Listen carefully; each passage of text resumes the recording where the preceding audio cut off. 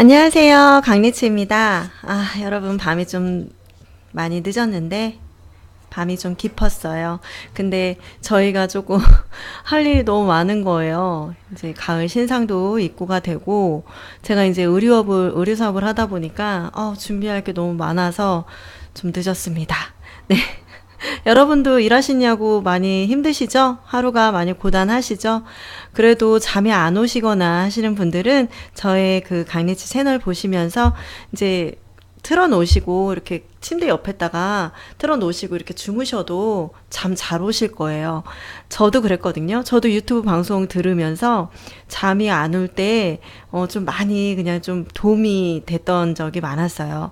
네, 제 채널도 여러분에게 예전에 그 이문세 씨가 했던 별이 빛나는 밤에 그 라디오 방송처럼 조곤조곤하고 나긋나긋한 그런 방송이었으면 좋겠습니다.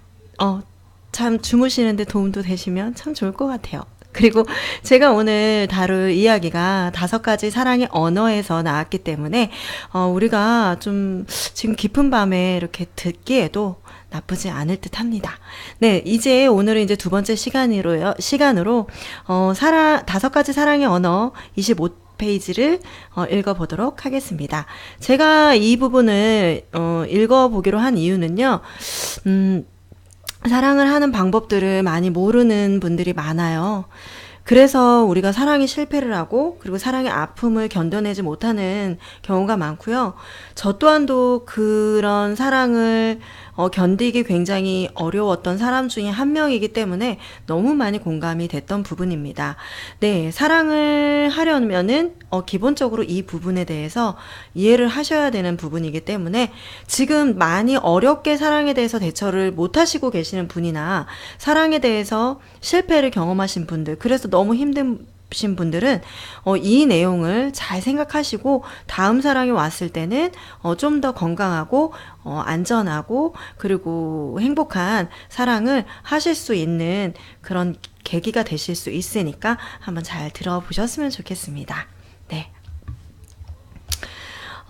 사랑의 탱크를 채워라. 사랑이라는 말은 가장 중요하면서도 혼동하기 쉬운 단어다.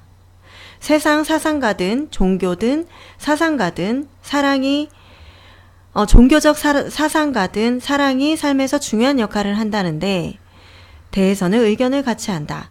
수천 가지의 책, 노래, 잡지나 영화에 사랑이라는 단어가 판을 치고 있다. 수많은 철학과 신학이 사랑을 중요한 주제로 다루고 있다. 어렸을 때는 요즘은 좀 많이 세대가 바뀌어서 X세대 이후, 그러니까 서태지 씨의 세대 이후로는 사랑에 대해서 주제를 삼은 가요가 많이 줄어들었어요. 하지만 제가 70년생이거든요. 저 나이 때에 가수들은 대부분 사랑에 빠질 수가 없었어요. 사랑, 이별, 그리고 여자는, 그 심수봉 씨의 노래 중에서도 뭐 남자는 배, 여자는 항구처럼 여자는 항상 남자한테 기다려야 되고 버림받고 뭐 이러는 것들이 뭐 진짜 판을 치는 그런 세상이었어요. 그래서 여기에서도 이제 그런 얘기가 나오고 있는 것 같아요. 자, 심리학자들은 사랑받고 싶은 욕구가 인간의 가장 기본적인 정서적 욕구라고 결론 지었다. 사랑을 위해서라면 산을 오르고 바다도 건너며 사막도 횡단하고 말할 수 없는 역경도 견딘다. 그러나 사랑이 없다면 같은 산도 오르지 못할 것이요, 바다도 건너지 못할 것이요, 사막도 횡단하지 못할 것이며 역경은 견딜 수 없는 것이 된다. 제가요, 이 부분에 굉장히 공감하는 부분은 예를 들면 뭐 남편이랑 데이트를 했어요. 연애 때. 그러면 그날 일이 너무너무 잘 되는 거예요. 네. 저는 이제 밤까지, 새벽까지 해야 하는 업무들이 좀 많았었기 때문에 남편과 데이트를 하고 들어와도 저는 다시 업무를 좀 많이 봤어요. 근데 만약에 남편이랑 데이트가 별로 좋지 않았거나 아니면 좀 싸웠다. 그러면 되게 많이 힘이 들더라고요. 일을 하는 것도 그렇고. 그러니까 저는 그냥 간단하게 말씀드리면 사랑을 받는다는 느낌을 받으면 일도 굉장히 자신감 있게 잘 해나가는 것 같아요. 그리고 하는 게 힘들지 않잖아요. 근데 그렇지 않은 느낌을 받으면, 뭐라 그럴까. 그러니까 싸우면 너무 신경이 쓰이니까 아무것도 일을 하는 게 속도도 안 나고 그냥 스트레스 받고 가슴도 답답하고 좀 힘들잖아요. 예, 그래서 저는 좀 사랑이라는 욕구는 정말 어마어마한 그런 정서적으로 저희한테 안정감을 가져다 주는데 진짜 어마어마한 파워가 있다고 생각이 들더라고요. 네. 또 읽어보겠습니다. 사랑이라는 단어가 과거나 현재나 인간 사회에 널리 쓰이고 있다는데 동의한다면 우리는 그 말이 가장 혼동되기 쉽게 사용되고 있다는데도 동의해야만 한다. 사랑이라는 단어는 수천 가지의 의미로 사용되고 있다. 우리는 나는 핫도그를 사랑한다 고 말하고 곧이어 나는 나의 어머니를 사랑한다 고 말하기도 한다. 예를 들면 우리나라 말은 사랑한다와 좋아한다를 구분을 짓지만 외국에서는 영어로는 사랑한다는 그냥 love 이런 걸로 좋아한다 사랑한다 그리고 I love it 하면 나는 그걸 좋아해. 그 사물한테도 쓰이잖아요. 우리나라랑 조금 많이 구별이 되는 것 같아요. 그쵸? 근데 말하기도 한다. 우리는 수영, 스키, 사냥 등의 사랑하는 운동에 대해 이야기도 하고 음식, 자동차, 집 등의 물건들을 사랑하기도 하며 개, 고양이, 심지어 애완용 달팽이들을 등을 사랑하기도 한다. 우리는 나무, 잔디, 꽃, 날씨와 같은 자연을 사랑하기도 하며 어머니, 아버지, 아들, 딸, 아내, 남편, 친구와 같은 사람들도 사랑한다. 심지어 사랑이라는 것 자체가를 사랑한다고 한다. 이 모든 것이 혼동을 가져다 주지 않는다 할지라도 우리는 행위를 설명하기 위해 사랑이라는 말을 사용하기도 한다. 난 너무 사랑해. 저는 좀 사랑이란 말이 많이 익숙하지는 않아요. 그냥 좋아해. 남편한테도 나 당신 사랑해. 이렇게 얘기하는 것보다 나 당신 좋아해. 많이 좋아해. 이렇게 하는 게 오히려 더 귀염성도 있고 좀 닭살스럽지 않고 그렇더라고. 제가 표현을 되게 많이 하는 사람임에도 불구하고 사랑이란 말은 좀 많이 하지는 않는데 우리는 이제 너무 많이 이 사랑이란 말을 남용을 하고 있는 거죠. 어떻게 보면은 사랑을 혼동을 가져와서 내가 그 사람한테 하는 게 사랑인데 그 사람은 나한테 너무 괴롭다는 느낌을 받고 그 사람한테 어떻게 보면 집착이라는 감정을 느끼기도 하고 그리고 이 사랑이라는 그런 그런 말로 정말 자식도 잘못된 길로 인도하는 그런 부모들도 되게 많잖아요. 네, 그래서 그런 부분으로 혼동을 많이 한다고 하는 거예요. 자, 여기에서 이 모든 것이 혼동을 가져다 주지 않는다 할지라도 우리는 행위를 설명하기 위해 사랑이라는 말을 사용하기도 한다. 그녀를 사랑하기에 나는 이것을 했다. 이 표현은 모든 행동에 사용된다. 한 정치인이 간음하게 되었는데 그는 그것을 사랑이라 부르는 반면에 목사는 그것을 죄라 부른다. 그러니까 생각의 차이라고 생각할 수는 있지만 도덕적으로 생각을 하면은 정치인이 간음했는데 어떻게 보면은 모범이 돼야 하는 그 모범이 돼야 하는 지위, 사회적 지위를 갖고 있는 사람이 부인 외에 다른 사람과 사랑을 나눴다? 이거는 어떻게 보면 사회적으로 질타를 받을 수 있는 부분이기도 하잖아요. 하지만 본인 입장에서는 그 부분이 사랑이라고 이렇게 부르는데 그게 과연 사랑일까요? 저는 글쎄요, 그냥 자기 욕심 아닐까요? 자기 욕심? 아니면 정치인은 하지 말던가. 네. 왜냐하면 우리는 그분들을 믿고 그리고 사실 모범이 돼야 되는데 가정을 이루고 가정을 팽개치고 자기 이익에 의해서 자기가 좋아하는 욕구를 채운다는 게 과연 저희가 모범적인 그런 모습을 볼 수 있는 자리에 있는 사람이라고 인정을 할 수 있을까? 그렇지 않잖아요. 네. 그러니까 목사는 그것을 죄라고 부른다면 저는 이게 맞는 것 같아요. 네. 저도 보수적이거든요. 굉장히 그런 부분에 있어서. 네. 노력해서 이런 책을 보면서 결혼 생활을 정말 행복한 결혼 생활로 바꿔버리면 너무 좋을 것 같아요, 저는. 네. 자, 여기에 한 가지 예가 있습니다. 한번 읽어보겠습니다. 알코올 중독에 빠진 남편을 둔 한 여인이 남편이 최근에 일으킨 문제를 수습하면서 그것을 사랑이라 부른다. 여러분 생각은 어떠세요? 사랑이라고 부른대요. 알코올 중독에 빠진 남편을 둔 한 여인이 최근에 남편이 문제를 일으켰어. 근데 그걸 사랑이라고 부른대. 자기가 그걸 수습해 주면서. 글쎄, 저는 예전 같았으면 저도 나약하고 이랬을 때는 제가 실패했을 때 저한테 냉정하게 하는 언니가 되게 야속한 적이 있었어요. 근데 저희 언니 때문에 제가 결과적으로는 그래 이를 악물고 너가 나를 필요하게 만들겠어 하면서 제가 엄청나게 노력을 했어요. 일적인 부분에서 언니한테 같이 일을 배우면서 했었거든요. 근데 만약에 언니가 저한테 계속 보듬고 달래주기만 하고 했다면 저는 아마 다시 재기를 할 생각을 못했을 것 같아요. 네, 지금 이런 거 같은 경우도 남편한테 계속 수습을 해주고 남편이 약하다는 이유로 돌봐주고 하는 게 과연 남편을 위하는 걸까? 저도 그런 생각이 좀 듭니다. 네, 심리학자들은 그것을 상호 의존 증세라고 부른다. 저 이해가 돼요. 이 부인도 남편한테 뭔가 의지를 하고 있는 거겠죠. 남편이 그런 남편임에도 불구하고 나한테 있으면 좋아. 그러니까 나는 그 사람이 있어야 되고 내가 필요하니까 알코올 중독자이든 뭐든 내가 그 사람이 있어야 되니까 내가 그걸 해결을 하는 거야.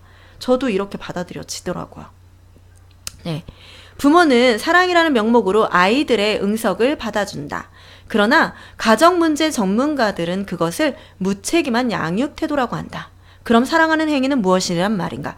예를 들면 그 부모님들은 아이가 그냥 이쁘고 내 뱃속에서 나온 거니까 얼마나 사랑스럽겠어요. 하지만 그 아이들이 응석을 부리는 건 어떻게 보면은 얘네가 하면 안 되고 하면 되고 이런 것들을 구분을 짓지 못하는 데서 하는 행위들이잖아요. 하지만 그 부모의 역할은 아이를 사랑해주는 역할이 그런 응석 부리고 하는 것들 다 받아주는 역할만 있는 게 아니라 아이한테 적어도 그러면 되고 안 되고의 구분을 질 수 있는 그런 훈육이 필요하고 그 부모의 역할 중에 훈육할 수 있는 게 부모의 역할 중에 하나이잖아요. 그것도 사랑하니까 보이는 부모의 반응이에요. 왜냐하면 혼내킨다고 해서 이게 뭐 나쁘고 꼭 혼내키라가 아니라 아이가 응석을 부렸을 때 정말 그 고집을 한 번쯤은 꺾어도 보고 그리고 엄마가 무슨 얘기를 했을 때 너가 계속 이렇게 응석을 부리고 한다면 너가 원하는 저 장난감은 더 사주질 않아 라고 얘기를 하고 예를 들면 장난감을 보면서 울어 응석 부리 나 저거 사줘 나 어제 근데 어제도 샀어. 그러니까 아이가 하는 응석은 그냥 너무 그냥 절제를 하지 못하는 그냥 아이니까 지금까지 그렇게 경험이 없잖아요. 인생 경험도 없고 하면 되고 하면 안 되고 이런 걸 모르잖아요. 근데 엄마가 그걸 사랑이라는 이름 그래 오늘도 사줄게. 네가 이걸 갖고 싶어서 우는구나. 울지마 아가야. 엄마가 돈 많이 버니까 엄마가 사줄게. 이러면서 그냥 그렇게 아이고 죄송합니다. 꺼졌다가 그렇게 계속해서 아이를 받아준다면 이 아이는 무엇인가를 원할 때 예를 들면 나중에 성장을 했을 때 여자친구를 만나고 싶은데 그 여자친구를 받아주지 않아. 그럴 때도 엄마한테 응석 부린다. 저 여자친구 만나고 싶어. 나 만나고 싶단 말이야. 막 이러면서 응석을 부린다면 사랑이라는 이름 아래에서 엄마가 다 해결을 해줄 건 아니잖아요. 그러면 아이한테 적절하게 안 되는 것도 느끼게 해주고 너가 그렇게 마구잡이로 울어서 되는 일은 없어.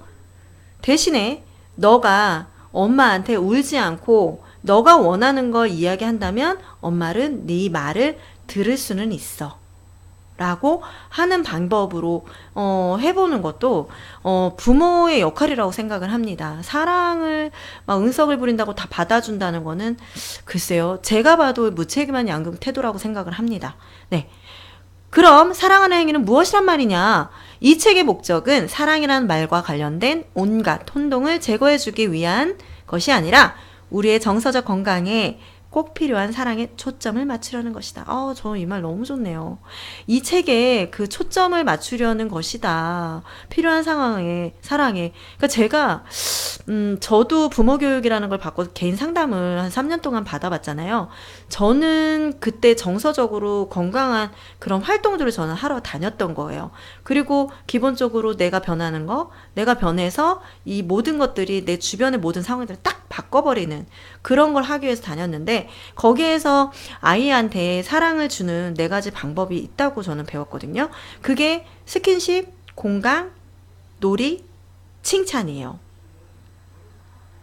여러분 이거 잘하고 계시나요? 너무나 잘하시고 계시는 분들 너무 잘하시는 건데, 저는 항상 이렇게 어렸을 때 생각을 하면 저희 부모님 세대는 저한테 스킨십, 공감, 놀이, 칭찬을 그렇게 잘 해주실 수 있는 그런 세대가 아니셨어요. 돈 벌기 굉장히 바쁘셨고, 그리고 저희 부모님 세대도 표현을 그렇게 많이 하시는 세대가 아니었고, 특히 저희 집에서 제가 돌연변이라고 생각할 정도 저는 표현을 되게 잘하는 편인데, 저희 엄마, 아빠, 거기다가 오빠, 언니, 남동생까지도 이렇게 5명이 닮았어요. 저만 돌연변이로 굉장히 이런 부분에서 원했던 사람이었던 거죠. 네. 저만 좀 돌연변이었던 것 같아요. 근데 저는 이 얘기를 딱 들었을 때 아이한테 스킨십을 해주고 눈을 맞춰주면서 공감해주고, 아 그랬구나, 우리 아이가 그랬어, 우리 애기가 그랬어, 아이고 정말 잘했어요, 칭찬해주고, 거기다가 아이하고 같이 놀이하는 시간을 갖는 게 사랑을 주는 4가지 방법이라고 합니다. 네. 그래서 이 4가지 방법으로 사랑을 주면 아이들이 정서적으로 안정이 되기 때문에, 여기서도 책도 나오고, 이 부분은 항상 이런 유아교육 쪽이나 아니면 뭐 그런 부모 교육을 받으러 다니면서 아이한테 이제 엄마들이 어떻게 교류를 하고 어떻게 아이들한테 사랑을 주는 방법을 모르기 때문에 이런 것들은 정말 정서적 안정을 위해서도 꼭 필요하다고 많이 들었던 부분이에요. 네. 그래서 여기에서도 얘기하는 게 기본적인 정서적 욕구가 있다고 말하고요. 이러한 정서적 욕구 가운데 아이들이 누군가에게 소속되어 있고 필요한 사람이라는 것을 느끼게 해주는 사랑과 애정의 욕구보다 더 중요한 것은 아무것도 없다. 어렸을 때부터 사랑을 많이 받아온 사람은요, 성장을 했을 때 그 사람의 경제적인 상황과 달리, 정말 경제적인 상황과 뭐 이렇게 연관 없이 굉장히 사랑이 넘쳐요. 그러니까 제가 느꼈던 건, 돈은 없는데 어렸을 때부터 사랑을 많이 받아서 이렇게 까시락지거나 뭐가 나지 않은 사람하고 만나본 적도 있고, 그럼 제가 느낀 게, 야, 돈보다도 저는 그런 걸 더 원하거든요. 돈이 많은 부자보다. 그래서 날카롭고 좀 냉정한 사람보다는 그냥 돈은 없어도 그냥 따뜻하고 어렸을 때부터 사랑을 많이 받아왔던 사람을 늘 원했던 것 같아요, 저는. 제가 좀 제 개인적인 욕구를 충족을 못하고 살았기 때문에 그렇다고 생각을 해요. 원래 그게 상대한테 찾잖아요. 지금까지 저도 건강하지 못한 사랑에 되게 많이 실패를 했거든요. 제가 먼저 건강하지 않았기 때문에 실패를 했었기 때문에 저는 이 부분에서 굉장히 많이 공감을 해요. 네, 그래서 네, 사랑과 애정의 욕구보다 더 중요한 것은 아무것도 없다. 이 말이 공감이 많이 됩니다. 네, 아이들은 충분한 애정을 받음으로 책임감 있는 어른으로 성장할 것이다. 반면 사랑이 결핍된 아이들은 정서적으로나 사회적으로나 문제를 겪게 될 것이다. 자, 여기서 중요한 말이에요. 잘 들어보세요. 모든 아이의 내면에는 사랑으로 채워지길 기다리는 정서 탱크가 있다. 뭐라고요? 정서 탱크.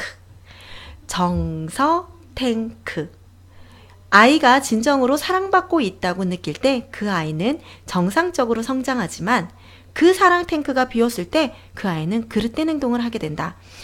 수많은 아이들의 탈선은 빈 사랑 탱크가 채워지기를 갈망하는 데서 비롯된다. 저는 제가 얼마 전에 처음에 김세희 작가님 그 내가 생각하면 꿈이 현실이 된다 그 책에서도 이런 얘기를 했던 것 같아요. 요즘 우리나라에서는 탈선 학생들, 탈선 아동, 그리고 거기다가 자살하는 학생들, 뭐 그냥 뭐 그 왕따 너무 많잖아요. 제가 어린이집 그 교사를 몇 년 동안 했어요. 거의 한 10년 가까이를 했거든요. 어린이집 교사를 하면서 이제 영어 강사도 했었고, 이제 병행을 다 했는데, 그때 제가 느꼈던, 제가 영어 강사를 했을 때는, 청주에서도 되게 큰 어린이집에도 제가 가서 아이들을 가르치는 파견 영어 강사도 했었거든요. 근데 거기서 봤던 놀라운 광경은 5살 어린아이인데 정말 난리가 나요. 막 앉아 있을 수도 없고 아이들이 뭐 어떻게 앉아 있어 이렇게 하지만 절대 그렇지 않습니다. 아이들한테 정서적인 안정이 있는 아이들은 집중도 굉장히 잘하고 5살이지만 그 잠깐 그 놀이하고 영어 배우는 것도 되게 즐겁게 이제 아이들은 뭐 어렵게 들어가지 않고 노래와 뭐 챈트와 율동과 스토리와 이런 것들이 들어가요. 근데 난리예요, 난리. 거기다가 이제 CCTV를 다 달아놓잖아요. 그럼 부모님들이 와서 봐요. 큰 어린이집은 특히나 부모님들이 굉장히 예민하세요. 예민하고 너무나 간섭이 좀 심해요. 어떻게 보면 저는 제가 부모가 돼도 그럴까라고 아직 안 돼봤으니까 잘 모르겠지만, 좀 그 어린이집 교사들의 교층을 조금만 더 알아주면 좋은데, 왜냐하면 아이들이 사랑 탱크가, 정서 탱크가 정말 다 비어있는 아이들처럼 행동을 해요. 어떻게 하냐면 정말 아이들한테 그냥 막 집어던지고 때리고 거기다 의자를 번쩍 이렇게 의자를 들어서 여자애한테 확 집어던지는 거예요. 저는 그걸 보고 너무 놀래가지고 근데 함부로 또 아이한테 훈육을 할 수가 없는 그런 시스템이에요. 전 그래서 아니 이렇게 큰 어린이집에서 왜 부모님들한테 저런 부분에 대해서 설명을 못하지? 왜냐하면 저 같은 경우는 부모님들한테 말씀을 드려요. 상담을 할 때 어떻게 하냐면 부모님들이 아우 여기 어린이집만 믿고 가겠습니다 이렇게 말씀을 하세요. 근데 어린이집만 믿고 가시면 안 돼요. 1차적인 사회는 가정입니다. 해서 가정이기 때문에 부모님들이 가정에서 충분히 아이들한테 사랑과 정서 탱크를 채워주시면서 같이 병행해서 죄송합니다. 좀 흥분을 했나요? 병행을 하면서 같이 함께 손을 잡고 나가는 거예요. 부모님들이 일을 하시고 그리고 그 일을 하시는 시간 동안은 저희 교사가 그 아이들을 정말 안전하고 정말 그리고 만약에 잘못된 행동을 하면 아이한테 이렇게 하면 안 되는 건데 왜 안 되는 건지 선생님이 이해도 시켜주고 이러면서 정말 부모처럼 제2의 부모처럼 이렇게 아이를 돌보는 거거든요. 근데 집에서는 엄마가 피곤하고 힘들다고 해서 어린이집만 맡겨놓고 무슨 일이 발생을 하면 어린이집 책임만 돌려요. 저는 정말 딱 집어서 말씀을 드렸어요. 아이가 가정에 있을 때 엄마와 어떤 얘기를 하고 어떤 행동을 하고 그리고 잠자는 시간 외에는 어떤 걸 하는지 하는 게 없어요. 그냥 집에서 엄마가 그냥 바쁘고 그리고 또 바쁘지 않은 엄마들은 관심이 없어요. 아이를 그냥 좀 이렇게 그 팽개치고 전화하거나 아니면 아이가 막 엄마한테 뭔가를 도움을 요청을 해도 엄마가 귀찮아 하지마. 엄마 피곤해. 이런 식으로 아이들한테 반응하는 엄마들이 생각보다 많습니다. 제가 자꾸 꺼지네요. 죄송합니다.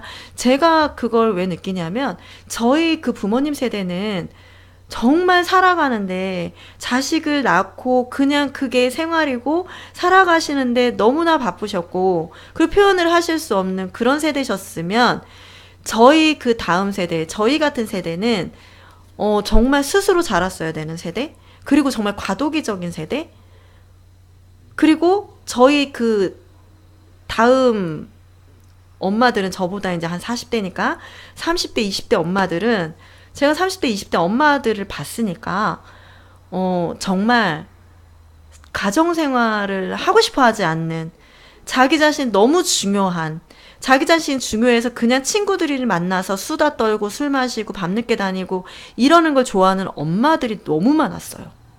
네. 이게 엄마들을 이게 이런 걸 뭘 깐다 이렇게 오해하시면 안 되고 저희 시대가 이렇게 흘러가고 있어요. 그러면 어떤 결과가 나오냐? 아이들하고 충만하게 아이들을 엄마가 사랑하고 있다라는 느낌을 전혀 줄 수가 없어요. 이거는 대부분 이렇다는 거지 다 그렇다는 말씀이 아니에요. 충만하게 사랑을 줄 수 있는 느낌을 주지 않기 때문에 아이가 정서적으로 불안합니다. 불안해서 어린이집에 왔을 때 아이들을 자꾸 때리거나 꼬집거나 그리고 아이들을 괴롭히거나 자기도 막 그 가만히 주저하지 못하고 무조건 막 부산하게 다니고 하는 아이들이 되게 요즘 많거든요. 그런 이유가 가정에서 충분하게 그런 안정감 있는 사랑의 느낌을 받지 못했기 때문에 여기서 말하는 사랑 탱크 고갈, 정서 탱크 고갈이 됐기 때문에 의자를 막 집어 던지고 또 그거를 아이들은 지금 응석을 받아주는 그 부모 밑에서 자꾸 그런 무책임한 양육 태도를 보이는 부모 밑에서 자랐기 때문에 해도 된다고 허용을 받은 상태로 하는 행동들이에요. 저는 그게 정말 뭐라 그럴까? 너무 심각하다고 느꼈어요. 저는 진짜 어린이집 교사들을 정말 뭐라고 하면 안 될 정도로 엄마들이 또 어린이집이나 유치원이 클수록 그 횡포가 너무 심해요. 저는 그러면 안 된다고 생각을 하기 때문에 지금 가장 시급한 건 이런 그 5가지 사랑의 언어처럼 뭐 부모 교육, 정말 제가 부모 교육을 찾아다니고 개인 상담을 찾아다니고 했던 건 우리 부모님 세대가 저희한테 충분하게 사랑 탱크, 정서 탱크를 주지 못하는 그런 바쁜 세대였기 때문에 저는 그런 고갈 상태를 느꼈기 때문에 찾아다녔던 거였거든요. 인생이 실패를 하니까 자꾸 안정되지 않으니까 마음이 너무 불안하고 불안정하고 힘드니까 뭔가를 예를 들어서 사랑에 실패를 했을 때도 무너지는 경험을 자주 했어요. 이겨내야죠. 사랑 실패할 수 있죠. 이별할 수 있죠. 하지만 저는 남들의 그 김세희 작가님이라고 유튜버로도 활동을 지금 굉장히 활발하게 하시는 그 김세희 작가님 얘기를 들으면서 저랑 되게 똑같다는 생각을 많이 했거든요. 저는 사랑이 끝나면 무너졌어요. 무너지고 그걸 어떻게 해결을 못해서 정말 살고 싶지 않은 생각을 많이 했던 사람이에요. 그러면서 제가 이런 제 고갈 상태를 파악을 딱 한 다음에 인정하고 나서 제가 스스로 찾아가서 그런 교육들을 바꾸면서 제 생각과 그리고 제가 어떻게 보면 제 뿌리를 내리는 데 있어서 3년이라는 시간이 걸렸는데 지금도 이제 저는 계속 연습하고 있고 계속 조금 더 나를 지키면서 사는 삶으로 바꿨어요. 그러는 과정에서 남편하고 정말 만나서 결혼까지 하게 됐는데 네. 요즘 아이들이 보이는 이런 정서 탱크, 사랑 탱크가 비어 있는 상태가 지금 우리나라의 그 청소년들로 자라면서 굉장히 그 왕따, 탈선, 그리고 어렸을 때 초등학교 때부터 막 여자친구들하고 잠자리를 해서 임신시키고 이런 것들이 정서와 사랑이 부족한 데서 온다고 저는 생각합니다. 그래서 저희는 이 책을 제가 이 부분을 읽으면서 야, 이거는 정말 여러분에게 꼭 알려줘야 되는 부분이겠구나. 이런 것들이 없기 때문에 결혼도 실패를 하는 거고 그리고 이렇게 자란 남녀가 만나서 결혼을 하기 때문에 고갈된 상태에서 만나서 그런 사랑을 하는데 결혼 생활을 하는데 과연 행복할까요? 이거는 3개월 담가서 그냥 끝나버리는 거거든요. 왜? 누군가를 받아들일 그런 마음이 안 돼요. 그래서 여기에서는 아동기와 사춘기 전문가인 정신과 의사 로스 캠벨 박사의 이 비유를 처음 들은 순간 좋아하게 되었는데 그것은 나도 전적으로 동감이 때문이다. 이렇게 해서 나왔고 저도 이 부분을 꼭 읽어드리고 싶었습니다. 네. 그러면서 뭐 탈선 같은 게 뭐 빈번하다는 내용들이 이제 많이 써져 있고요. 그리고 뭐 이제 뭐 여기 다음 내용을 한번 보면은 어떤 여자분이 이제 사랑을 시작해서, 아니, 어떤 그 이분이 그 무슨 상담을 하시는 그런 사무실을 갖고 있는데, 지금까지 계속 찾아왔던 18년 동안 알고 지냈던 제니스라는 여자가 찾아온 데서 이야기가 시작됩니다. 자, 한번 들어보세요. 자, 18년 동안 제니스를 알고 지내왔는데 그녀는 36의 미혼이었다. 그리고 이따금씩 데이트 문제를 가지고 나를 찾아왔다. 그녀는 사력 있고 남을 배려하는 사람이었다. 이렇게 예고 없이 불쑥 내 사무실을 나타난 것은 그녀의 성격과 전혀 다른 행동이었다. 해서 이 사람이 들어오자마자 눈물을 흘리면서 이야기할 걸 생각을 했나 봐요. 막 이렇게 사랑하는 방법도 잘 모르고 했던 여잔가 봐요. 그러니까 사랑에 실패를 해서 이렇게 뜬금없이 막 평소의 성격과 다르게 이렇게 딱 찾아왔다고 생각을 한 거죠. 제니스, 요즘 어떻게 지내요? 라고 내가 물었다. 아주 잘 지냅니다. 평생 이렇게 좋은 때는 없었어요. 결혼하게 될 것 같아요. 라고 그녀가 대답했다. 나는 깜짝 놀라며 결혼한다고요? 누구하고? 언제? 라고 물었다. 그녀는 데이비드 갈레스피하고 9월에요. 라고 유쾌하게 대답했다. 정말 놀랐군요. 얼마 동안 교제했는데요? 3주간이요. 체프먼 박사님, 그동안 많은 남성과 교제해보았고 결혼할 뻔한 일도 여러 번 있었지만 이번에는 좀 성급하다는 것을 나도 잘 알아요. 나 자신도 믿기지 않지만 데이비드는 내게 꼭 맞는 배우자예요. 우리는 첫 번째 만남부터 서로 그런 줄 알았어요. 물론 처음 만난 날 밤 그런 이야기를 한 것은 아니지만 일주일 후에 그가 내게 청혼했어요. 처음부터 나는 그가 청혼하리라 생각했고 나 역시 받아들일 준비가 되어 있었어요. 박사님, 전에는 한 번도 이렇게 느껴본 적이 없었어요. 박사님은 그동안 있었던 나의 이성 교제와 아이고, 저 너무 죄송합니다. 너무 길죠? 네. 한 번도 이렇게 느껴본 적이 없었어요. 박사님은 그동안 있었던 나의 이성 교제와 갈등을 알고 계시잖아요. 매번 교제할 때마다 무엇인가 석연치 않은 것이 있었거든요. 그 어느 누구하고도 결혼하고 싶은 생각이 없었는데 데이비드는 내가 결혼하고 싶은 바로 그 사람이라는 생각이 들어요.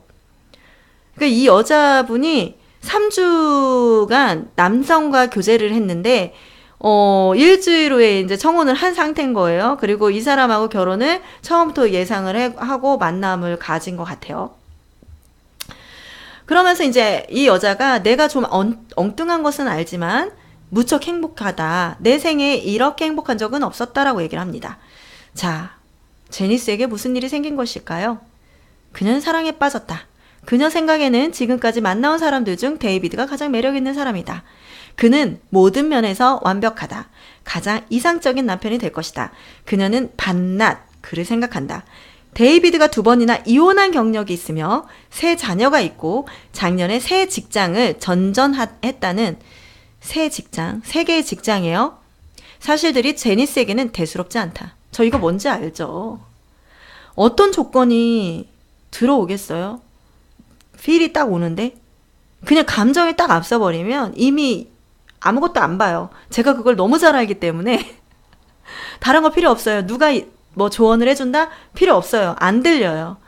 제가 그냥 결정을 하고 제가 그냥 누가 뭐라고 해도 저는 그게 제 쓸데없는 고집이 굉장히 강했던 게 그거예요. 고집을 너무 현명하게 고집을 부리지 못했던 거죠. 네, 제가 사랑에 대해서 착각을 하고 있었기 때문에. 자, 여기 다시 읽어보겠습니다. 그녀는 지금 행복하며 또한 데이비드와 영원히 행복하리라는 확신이 있다. 그녀는 지금 사랑에 빠져 있다. 우리 대부분은 사랑에 빠지는 경험을 통해 결혼을 한다. 우리는 사랑을 일깨우는 장치를 자극시킬 만한 신체적 특징이나 성격을 지닌 사람을 만난다. 자꾸 꺼집니다. 왜 이럴까요? 네. 자, 그러면 그 장치가 작동하기 시작하여 우리는 그 사람과 교제하는 단계에 접어든다. 첫 번째 단계에서는 햄버거나 스테이크를 같이 먹지만 우리의 관심은 음식에 있지 않다. 절대 음식이 아니잖아요. 지금 저희 남편하고는 진짜 편하게 정말 맛있는 것도 먹고 이렇게 하지만 연애 때는 그냥 그 사람을 만나는 것만 좋아가지고 그냥 많이 글쎄, 먹었는데도 그때 만났을 때만 그냥, 조금 먹는 척? 그냥 왜냐면 부끄러운 것보다 이제 이게 좋아하는 감정이 또 앞서니까 잘 보이고 싶고 이러니까 그 먹는 거는 잘 안 먹게 되잖아요. 근데도 뭐 저는 막 너무 이렇게 막 여수 떨면서 먹는 스타일은 아니었는데, 저도 이게 뭔지 알죠. 해봤으니까. 관심 없어요, 음식에. 네. 그리고 우리는 사랑을 확인하기 위해서 질문한다. 내 속에 있는 이렇게 따뜻하고 두근거리는 감정이 진실한 것인가? 저는 내 스스로에게 질문하는 법을 요즘에 와서 저한테 질문하는 법이 많이 생겼는데, 예전에는 제 감정 상태를 제가 파악을 할 수가 없었어요. 저한테 묻는 것보다 저는 이 상대, 저 말고, 저는 분명히 이 사람은 그냥 누가 뭐라고 하든 만날 건데, 저 외에 다른 사람의 감정을 굉장히 많이 살폈어요. 어때? 그래? 나쁜 소리 하면 그 사람한테 뭔가 얘기하기 싫고, 그 사람하고 공유하기 싫고, 이렇게 좀 잘못되게 행동들이 나와줬는데, 저는 이런 감정들을 진실한 것이니까 이렇게, 왜냐면 헤어지고 싶지 않으니까, 그냥 좋으면 만나니까 헤어진다 이렇게 생각하기 싫은 거예요. 대신에 이런 건 있었어요.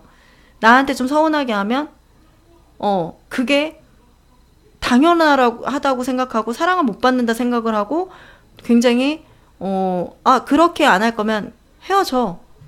이런 식의 발언을 되게 많이 했던 것 같아요. 그러다가 헤어진 케이스예요. 정말. 말이 씨가 되잖아요. 정말 잘못된 사랑을 많이 했죠. 네. 그리고 어떤 때는 첫 번째 만남에서 두근거리는 감정을 잃어버린다. 잠깐 그 기분에 빠지지만 곧 그것이 사라지고 더 이상 햄버거를 같이 먹고 싶지 않다. 반면에 어떤 두근거림은 햄버거를 같이 먹은 이후에 더 커진다. 우리는 함께하는 경험을 좀 더 하게 되고 머지않아 나는 사랑에 빠진 것 같아 라고 단계에 도달한다.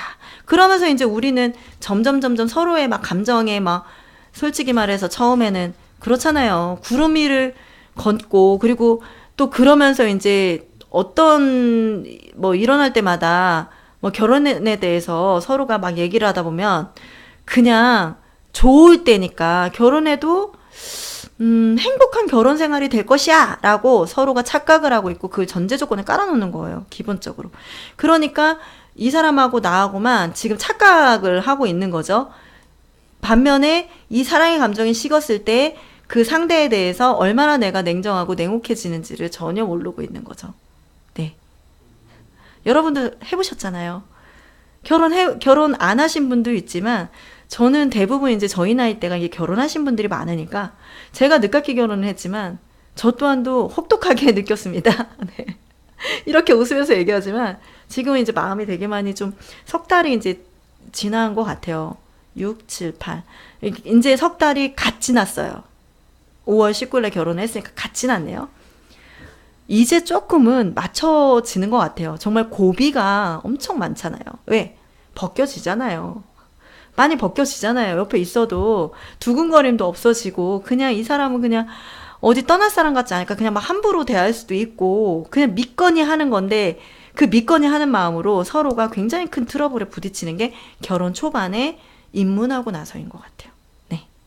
그래서 사랑이라는 감정에 막 절정이 막 오르면 누가 뭐라고 하든 서로 막 생각하냐고 막 전화통화하고, 거기다가 아침에 일어났을 때 그 사람 제일 먼저 생각하고, 거기다가 이제 그 사람하고 함께 보냈던 뭐 시간을 생각하면 막 천국에서 막 대기실에서 노는 것 같고, 뭐 손을 잡을 때 서로 피가 서로 막 전율이 오르고 막 진짜 솔직히 말해서 일하러 가기 싫잖아요. 데이트만 하고 싶잖아요. 같이만 있고 싶잖아요. 그냥 계속 이 사람 품에 안겨있고만 싶잖아요. 그러면 어떻게? 결혼하고 싶은 거잖아요. 결혼해서 쭉 그냥 같이 보고 싶은 거잖아요. 네, 그래서 이런 환상을 갖고 이제 결혼을 하면 우리는 최고조에 딱 올라서 이 사람이 나를 가장 행복한 상태로 만들어줄 거라는 착각에 빠집니다. 네. 근데 나만 착각에 빠질까요? 상대도 마찬가지인 거예요. 나도 로맨틱한 결혼을 꿈꿨고 상대도 꿈꿨어요. 왜? 우리는 서로 사랑하니까 가능할 것이다. 다른 부부들 막 싸우고 다른 부부들 막 이혼하고 싶다고 하지만 우리는 절대 그렇지 않을 거야. 왜? 우린 사랑하니까. 그들도 사랑했었어요. 하지만 결혼이라는 현실로 딱 들어오고 나서는 어떻게 해요? 전쟁과도 같은 결혼 생활이 입문이 됩니다. 네. 여기서 안 그러신 분들도 있지만 1년에서 3년 사이에 모두가 겪는 어떤 그 절차와도 같은, 그렇지만 여기에서 되게 좋은 얘기가 나오는데 어떤 거냐면 제가 이제 여기 읽던 거 어떤 이렇게 사람들이 만약에 사랑에 빠진 경험이 끝날 때, 사랑에 빠졌다라고 딱 끝나 버릴 때, 첫 번째, 배우자와 함께 비참한 삶을 살아야 한다. 왜? 이혼은 절대 없어. 근데 자기 자신도 바뀔 생각 없어. 서로 바뀔 생각 없어. 하지만 이혼 절대 안 해. 옛날 우리 어머님들 세대가 그랬잖아요. 결혼은 하시면 이혼을 할 수 없다. 그러니까 어때요? 지금 황혼 이혼들 많이 늘어나고 계시잖아요. 엄마 세대들이. 이제 그게 트렌드가 됐으니까. 젊은 사람들도 무조건 내가 맞지 않으면 이혼해. 이걸 딱 끝나버리는 세대가 됐는데, 우리 부모님 세대도 그래, 내가 자식 때문에 내가 어쩔 수 없이 지금까지 살았지만 이제 우리가 나이 먹었으니까 이제라도 우리 편하게 삽시다. 황혼 이혼을 하잖아요. 네. 그러니까 지금 이제 그 얘기고, 두 번째는 좀 전처럼 결혼 생활이라는 배에서 뚝 뛰어내리는 거예요. 그리고 다시 시작해야만 한다.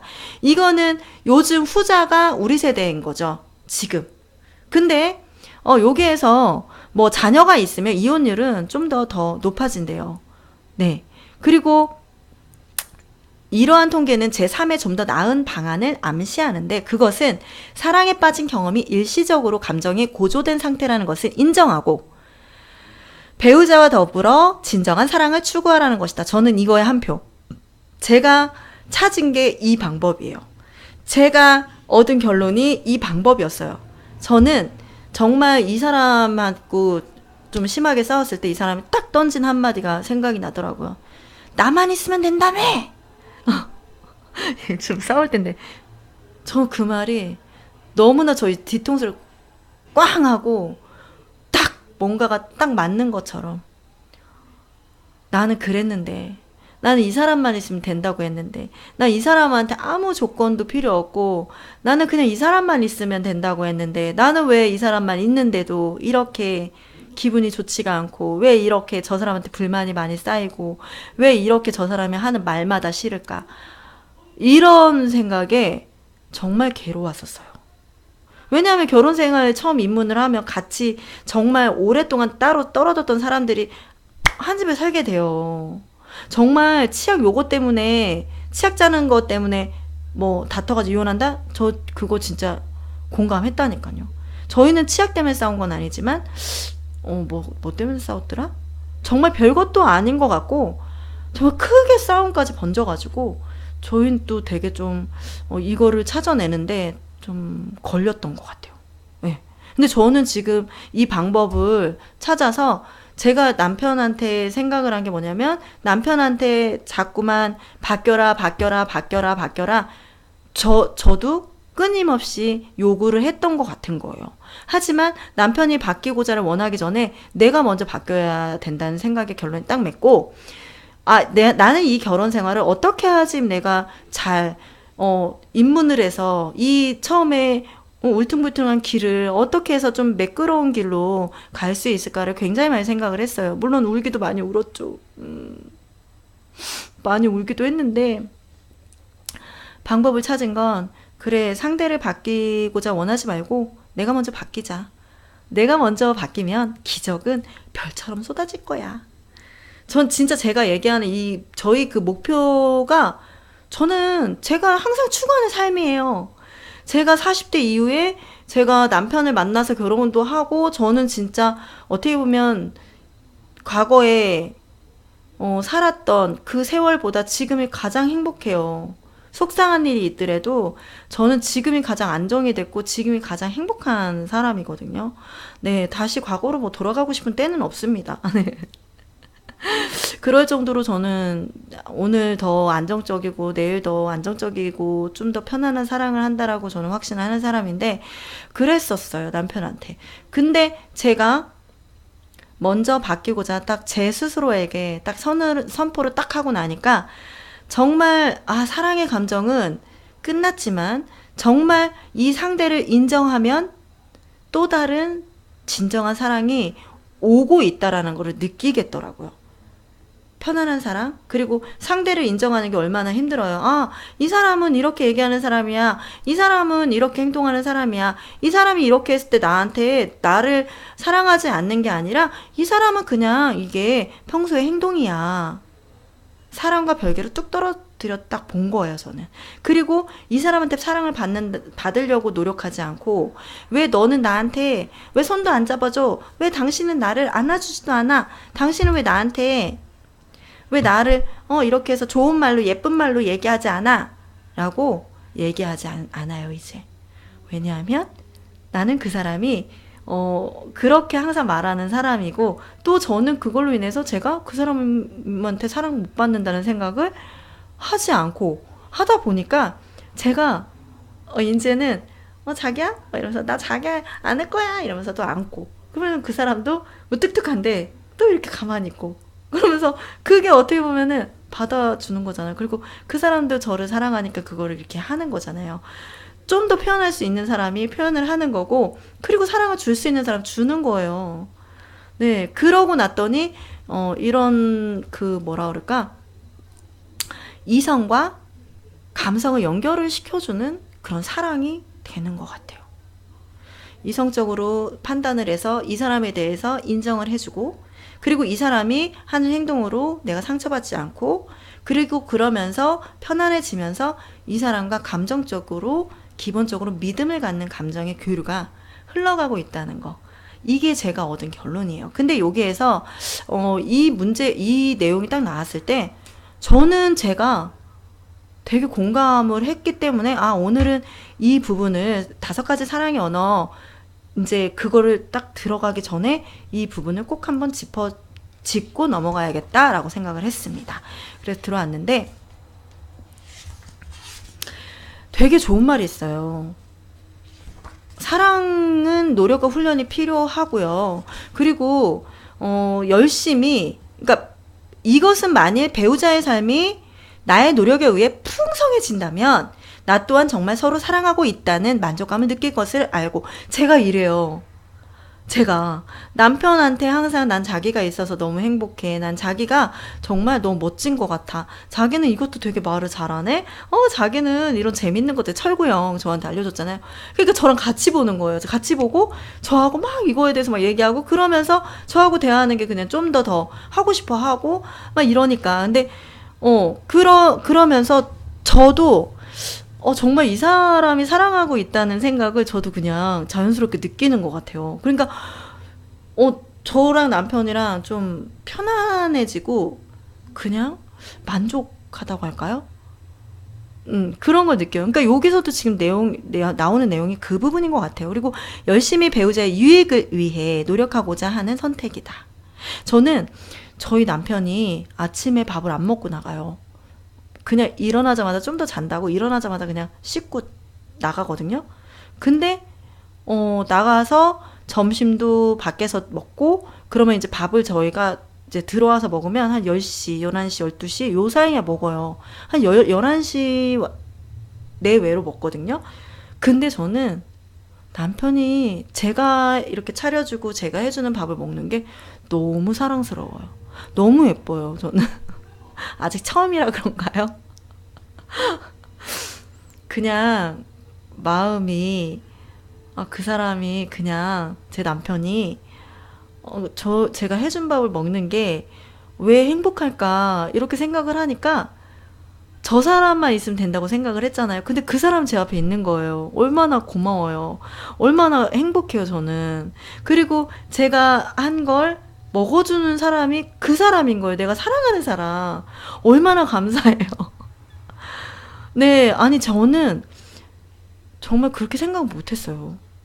근데 제가 해준 밥을 먹고 저 사람이 맛있게 먹고, 그리고 제가 해준 밥을 먹고 막 맛있다고 해주고 막 이러면 기분이 너무너무 좋아요. 네. 그리고 제가 좀 피곤할 때도 있는데 밥을 꼭 먹이고 싶은 거예요. 왜냐하면 그냥 제가 그 사람을 이렇게 사랑하는 그런 행동? 근데 정말 힘들면 밖에서 먹고, 남편은 그런 걸 되게 많이 이해를 해주거든요. 그러니까 제가 해줄 수 있는, 하루에 그 사람한테 주는 선물은, 맛있게 밥을 해주는 거. 그리고 기분이 좋아요. 저는 제 일이라고 딱 받아들이니까 기분 좋게 준비를 해주고 있습니다. 네. 그래서 그 배우자의 유익, 살을 찌우니까 밤에 먹는 거 솔직히 밤늦게 먹으면 좀 안 좋다고는 하지만 살을 그래도 통통하게 만들어 줄 수 있다는 생각이 드니까, 그리고 그 사람의 행복감을 느끼니까 저는 참 좋은 것 같아요. 제가 이렇게 노력해서 우리 관계가 되게 편안해지고 좋아진다는 게 좋은 것 같아요. 그리고 진정한 사랑은 사랑에 빠진 감정을 벗어나야 비로소 시작된다 하는데, 저희는 사랑에 빠진 감정을 너무 많이 느낀 거죠. 연애 때도 너무 많이 싸웠다가 만나고 너무 많이 싸웠다가 만나고 막 이래가지고 이미 그때 그래 저희는 막 헤어질 수 있을까? 그냥 인연이란 생각을 사실 저는 했어요. 네, 인연이란 생각을 했기 때문에, 그러면서도 참 많이 싸우고 헤어졌다 만나고, 이게 서로의 고집이 세기 때문에 그랬던 것 같아요.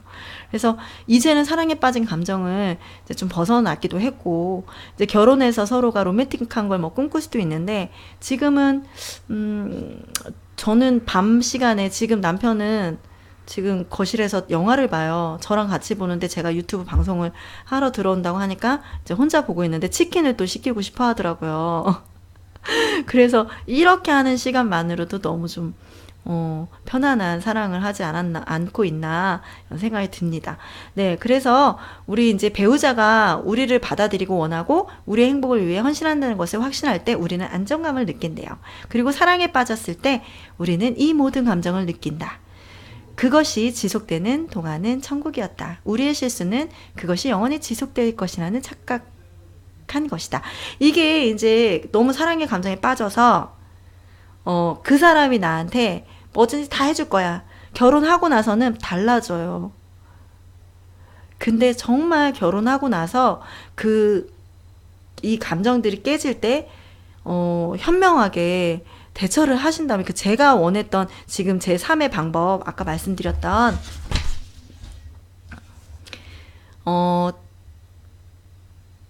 사랑에 빠진 감정이 일시적으로 감정이 고조된 상태라는 것을 인정하고 배우자와 더불어 진정한 사랑을 추구하는 것, 이것만 인정하신다면 해결돼요. 네, 정말 어렵지만 하시면 돼요. 간절하면 내가 바뀌게 돼 있어요. 간절하면 내가 바뀌면 상대도 그 마음을 느끼기 때문에 상대도 저에게 충분하게 행복감을 주는 사랑을 자연스럽게 주는 거예요. 주는 게 정말 맞아요. 그리고 이건 정말 이 책은요, 사랑에 빠진 감정이 소멸된 부부들에게 정말 희소식이라고 말할 정도로 정말 유익한 책이라고 생각을 합니다. 그래서 그 부분에 대해서 이제 이야기를 다음 시간에 하고요. 여기에서 이제 마지막으로 한번 읽어보겠습니다. 우리가 배우자의 사랑 탱크가 가득 차서 당신의 사랑 안에서 안전함을 느낄 때, 사랑 탱크가 가득해서, 저희 신랑 요즘 사랑 탱크가 엄청 가득 찰 거예요. 당신의 배우자는 온 세상이 환하게 보이며 인생에서 최고의 능력을 발휘할 것이다. 네. 그리고 사랑 탱크가 비어 사랑받지 못하고 단지 이용당한다고 느낄 때, 옛날 과거의 저, 세상은 어두워 보이며 그는 결코 잠재력을 발휘하지 못한다 해서 여기에서 이제 생각하기가 나와요. 당신의 결혼 생활에서 처음에 낭만적인 감정이 사라지고 현실이 보이기 시작하던 때를 돌이켜보라. 저 그거 뭔지 알거든요. 정말 현실 진짜 적나라하게 보이더라고요. 그래서 여러분도 한번 생각을 해보세요. 이것이 당신의 부부관계에 어떤 영향을 주었는지. 저희는 이 현실이 보이기 시작했을 때 되게 좋았던 게, 제 고집이, 쓸데없는 고집을 많이 꺾게 됐어요. 그리고 남편은 제가 정말 단점이라고 생각했던 부분들이 점점 사라지기 시작했어요. 제가 안 하니까 그 사람도 안 하는 부분이 분명히 생기더라고요. 그러면 어떻게 해요? 내가 먼저 바뀌니까 이 사람도 바뀌더라고요. 그럼 어때요? 안정적이고 서로에게 사랑 탱크가 채워질 수 있게 자꾸만 힘주고, 자기 화이팅, 자기 멋져, 자기 최고, 막 이러면서, 저는 진짜 현실이 딱 보이는데 이 사람이 갖고 있는 단점, 좀 집에 딱 오면 아기가 있는 것 같은 그런 느낌도 있었거든요. 너무 왜 남편은 큰 아들 하나 키운다고 생각하면 된다고 하잖아요. 저도 그랬었거든요. 그러다가 이제 그런 부분 저런 부분들이 제가 이제 보였던 단점들을 딱 접고 차단을 시킨 후에 제 단점을 먼저 보기 시작을 했습니다. 제 단점을 보기 시작하고 가장 가까이 있는 남편, 언니, 그리고 친한 친구가 얘기해준 저의 그런 갖고 있는 장점도 있지만 단점에 대해서 그래서 그런 부분들을 딱 먼저 생각해 보니까 제가 먼저 바뀌는 게 맞겠다라는 생각이 들어서 제가 스스로 먼저 그때 했던 실수는 반복하지 않으리라 라고 생각을 하고 제 감정 컨트롤부터 하기 시작을 했어요. 하다 보니까 가능해지는 일이 되더라고요. 연습이고 습관이잖아요. 그 뭐 하루하루 하다 보면 습관이 되고 하루하루 뭐 그렇게 습관 들이다 보면 좋은 습관이 내 몸에 배는 거고 하다 보니까 안 되는 건 없는 것 같아요. 대신에 피눈물 나게 뭔가 큰 계기가 분명히 오기는 해요. 그 문제를 내가 해결하지 못하면. 대신에 제가 선택한 건 서로가 나쁘게 이렇게 감정이 대립이 되는 걸 선택하지 않았고 나는 서로가 바라보면서 서로가 한 곳을 바라보고 같이 가는 삶을 선택을 한 거에서 제가 스스로 답을 얻었던 것 같습니다. 여러분, 밤이 굉장히 깊었죠? 제가 사랑의 언어에 대해 설명을 하는데 아직까지는 능수능란하지 않기 때문에 뭔가 좀 더 간단하게 말씀드리고 하는 게 아직은 부족합니다. 조금 길을 거예요. 하지만 저는 좀 하고 싶은 말 좀 다 한 것 같고 네. 그래도 저희 채널 좋으셨으면 좋아요, 구독 버튼 꾹 눌러주세요. 좋아요, 구독 버튼 꾹. 네. 그리고 좀 더 발전하는, 좀 더 개선되는 강리치 채널로 다시 찾아뵙겠습니다. 네. 오늘도 감사합니다. 좋은 꿈 꾸세요. 남편 치킨 시킨 것 같아요. 감사합니다. 여러분도 행복하게 하루하루 보내세요. 남편하고. 네. 또 만나요.